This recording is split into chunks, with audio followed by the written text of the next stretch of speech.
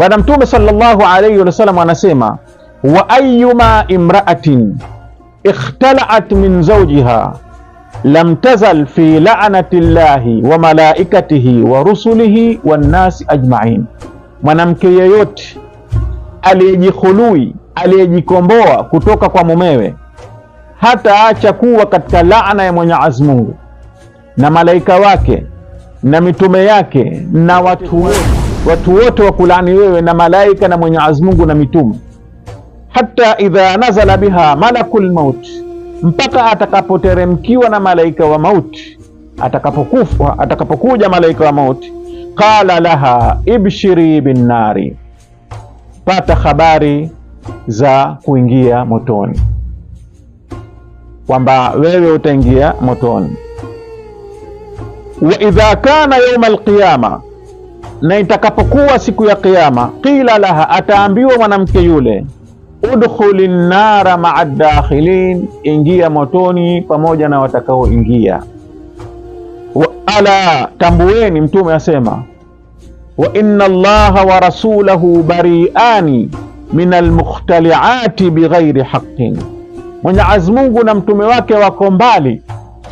na wanawake wanaojikomboa bighairi haqqin, wanaojitoa katika ndoa bila ya haki kwa ushetani. Mwenyezi Mungu na mtume wake wako mbali na wanawake hao. Ala wa inna Allaha wa rasulahu bari'ani mimman adharra bi imra'atihi hatta ikhtala'at minhu,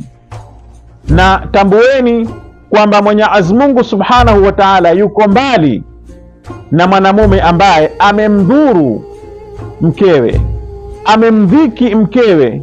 ili tu aweze kujikomboa, ili aweze kupata mali. Mwenyezi Mungu subhanahu wa ta'ala yuko mbali na watu hao na wanaume hao. Kwa hiyo Mwenyezi Mungu subhanahu wa ta'ala hapendi mwanamke atumie fursa hii ya khul'u kwa ushetani, na atakayetumia fursa hii kwa ushetani, basi Mwenyezi Mungu subhanahu wa ta'ala yuko mbali naye, na mwanamume vile vile asiitumie fursa hii kiushetani kwa ajili ya kupata mali kwa mwanamke. Mwenyezi Mungu subhanahu wa ta'ala na mtume wake, ukifanya hivyo wako mbali na wewe.